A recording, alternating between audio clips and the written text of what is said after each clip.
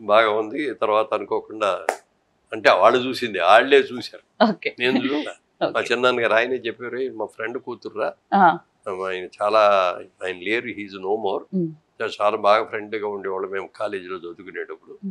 వాళ్ళ అమ్మాయి ఏందంట చూస్తావు ఒకసారి అన్నారు. అలా చెప్పినప్పుడు చెప్పారన్నమాట వాళ్ళ ఫ్యామిలీ ఎంత మంచి ఫ్యామిలీ, వాళ్ళ తాతగారు ఎంత పెద్దగా లాయరు, వాళ్ళు ఇంకో తాతగారేమో డాక్టరు, పొలిటీషియన్. ఇట్లా ఆ ఫ్యామిలీ నుంచి వస్తుంది అనగానే నాకు ఫ్యామిలీ బాగా నచ్చేసి, ముందు ఈవిడి కంటే కూడా ఫ్యామిలీ బాగా నచ్చేది నాకు. ఒక మంచి ఫ్యామిలీ నుంచి వచ్చే అమ్మాయి కావాలి, వాళ్ళ దగ్గర ఎన్ని డబ్బులు ఉన్నాయి, కట్టం ఎంత తెస్తాను అనేది అసలు ఆలోచన లేదు.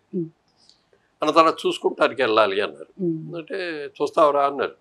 వాళ్ళకి అయిపోయాను, రాముడు మంచి బాలుడు కదా విద్యార్థి, అందుకని ఏమి నో అని కానీ నేను ఇదే ఇలాగే ఉండాలని కానీ అడగల.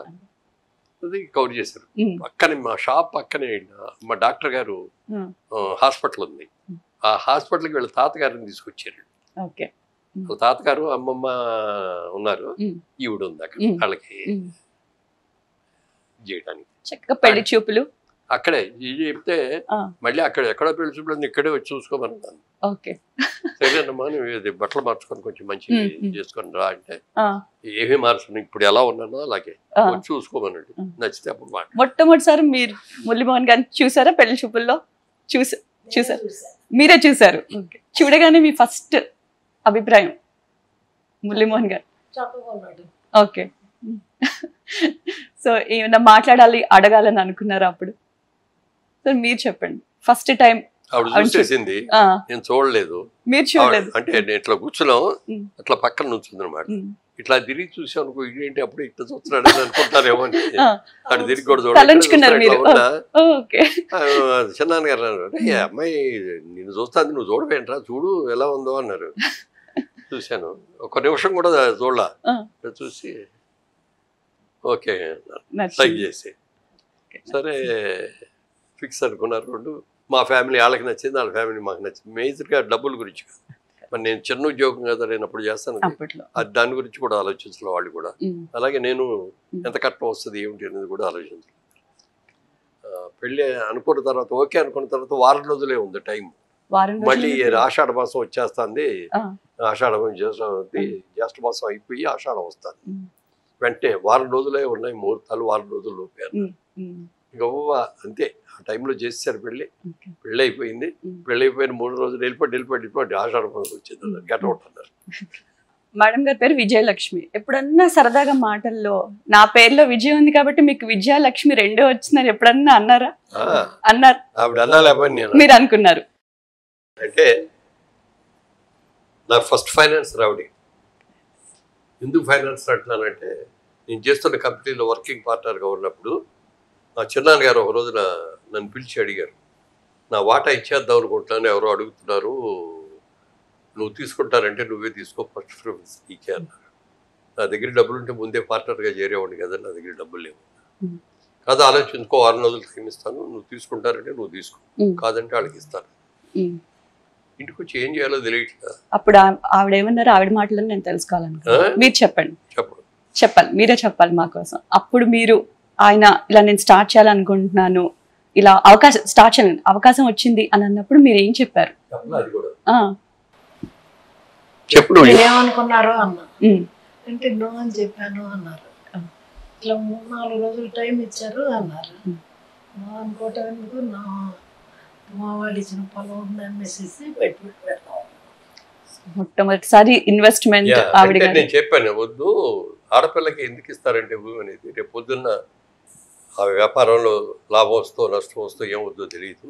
ఆడపిల్లకి మనం ఇచ్చేది ఆస్తి ఒక రక్షణలాగా ఉండాలి, ఒక మినిమం గ్యారంటీ ఫ్యామిలీ మెయింటైన్ చేసుకోవడానికి కానీ పిల్లలు కానీ, రేపు అబ్బాయి ఎట్లాంటాడో వస్తాడో తెలియదు కదా అని అట్లా ఇచ్చింది. అది అమ్మటానికి నేను ఒప్పుకుని, నాకు ఇష్టం లేదు, వద్దంటే వద్దాను. మీరేమొద్దు, మీరు ఎవరిని వెళ్ళి అడగొద్దు, నేను వెళ్ళి మా పేరెంట్స్ని అడిగి వాళ్ళు ఓకే అంటే తీసుకొస్తాను అని వాళ్ళు చెప్పగానే వాళ్ళు శుభ్రంగా బిజినెస్ చేసుకున్నాడు. అబ్బాయి బుద్ధిమంతుడు, తీసుకోమా మీకు ఇచ్చిందే కదా అన్నారు. వారం రోజుల్లో దాన్ని అమ్మేసి ఇచ్చేసాడు. జయబేరికి ఫౌండేషన్ స్టార్ట్ కిసాన్ ఇంజనీరింగ్ రైతులకి సంబంధించింది మాదంతా అని, జై జవాన్ జై కిసాన్ మా స్లోగన్. అన్ని చెప్తూ ఉంటారు, అంటే ఎక్కడెక్కడ ఏ డెవలప్మెంట్స్ చేశారు అన్ని మేడం గారితో చెప్తూ ఉంటారు. జైపేరి అనేది సినిమాల్లోకి వచ్చిన తర్వాత వచ్చింది. ఓకే. మనం ఇందాక చెప్పినట్టుగా మీకు నేను రామదండ తీసినప్పుడు మురళీ చిత్ర అని పెట్టు, మురళీ చిత్ర, నా పేరు ఉండాలి మురళీ మోహన్ చిత్ర అన్నట్టుగా మురళీ చిత్ర అని పెట్టు. ఓకే.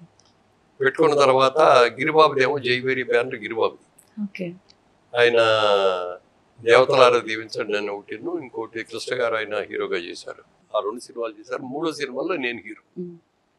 క్లాప్ బోర్డు వచ్చి చూసేటప్పటికి మాధవి చిత్ర అని ఉంది. ఇదేంటే జైబీ గిరదా నీ కంపెనీ పేరు మాధవి చిత్ర పెట్టేవి ఏంటంటే, మా అమ్మాయి పేరు మాధవి చిత్ర అందుకని మార్చుకున్నాను అన్నాడు. జైబేరి ఏం చేస్తా ఉంటాడు, ఇచ్చేస్తాను అన్నాడు. నాకు కావాలి, నాకు జైబేరి అంటే ఇష్టం ఆ పేరు. దాంట్లో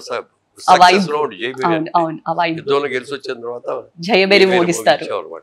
ఇప్పుడు మనాళ్ళు కూడా ఇప్పుడు కూడా పేపర్లో చూస్తే రాత్రి క్రికెట్ మ్యాచ్ లో జయబేరి మోగించారు అంటారు. అందుకని ఆ జైబేరి నాకు కావాలని అడిగి తీసుకున్నా. అక్కడి నుంచి సినిమా ప్రొడక్షన్ జైబేరియే, రియల్ ఎస్టేట్ జైబేరియే, ఆటోమొబైల్ బిజినెస్ జైబేరియే, కన్స్ట్రక్షన్ ఇది మొత్తం జైబేరి, అన్ని జైబేరి. సో ఇప్పుడున్న జనరేషన్లో వాళ్ళకి ఇప్పుడు అప్పట్లోనే మీరు ఒక 30 ఏళ్ల తర్వాత ఇలా ఉండబోతుంది, ఇలా ల్యాండ్స్ ఇది అవుతాయనే ఆలోచన ఒకటి ఎలా అయితే ఉందో, ఈ జనరేషన్ వాళ్ళకి ఫ్యూచర్ ఇన్వెస్ట్మెంట్స్ ఏదైనా చేయాల్సి వస్తే మీరు ఏదైనా సలహా ఇస్తారా ఈ రంగంలో, ఈ ప్లేస్లో? ఆర్ అలా చిన్న ఫ్లాష్ బ్యాక్ కూడా చెప్పాలి దీనికి. చిన్నప్పటి నుంచి బిజినెస్ అవటం వల్ల సినిమాల్లోకి వచ్చిన తర్వాత మనం బిజినెస్ చేయాలి, బిజినెస్లో వదలకూడదు, మన ధ్యేయం బిజినెస్ మ్యాన్ అవ్వాలని కదా అని ముందు సినిమాలు నాకు నచ్చిన సినిమాలు కొనుక్కునేవాడిని. ఒక్కో జిల్లా కొనుక్కోవటం అట్లా రిలీజ్ చేసేవాడు. తర్వాత మనమే ప్రొడక్షన్ ఎందుకు పెట్టకూడదు, మనమే సినిమాలు ఎందుకు తీయకూడదు, మంచి సినిమాలు తీసుకోవచ్చు, మనకి మంచి క్యారెక్టర్లు వస్తాయి అని ప్రొడక్షన్ మొదలుపెట్టాను. బొమ్మరిల్లు మొదటి సినిమా జైవేరి బ్యానర్లో, అది నాకు 100వ సినిమా. అప్పటికి సినిమా సూపర్ డూపర్ హిట్ అయింది. ఆ సినిమా హిట్ అయ్యింది. తర్వాత ఇంకా వరుస 4 నెలలకు ఒకసారి, 5 నెలలకు సంవత్సరాలు 2, 3 సినిమాలు కూడా చేశాం.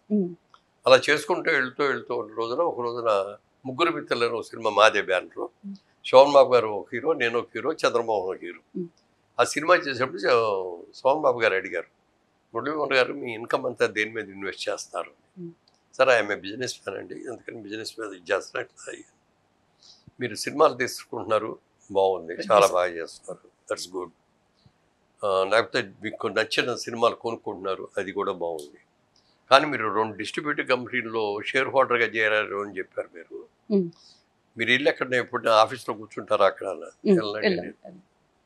మరి వాళ్ళు ఎవరో డబ్బులు సంపాదించి మీకు ఇస్తారని మీరేటన్నా మీరు వాళ్ళు తినగా ఏమన్నా ఎక్కువ మిగిలితే పెడతారేమో, కానీ లేదండి వాళ్ళు చాలా మంచి వాళ్ళు అండి, అలాంటి వాళ్ళు కాదండి.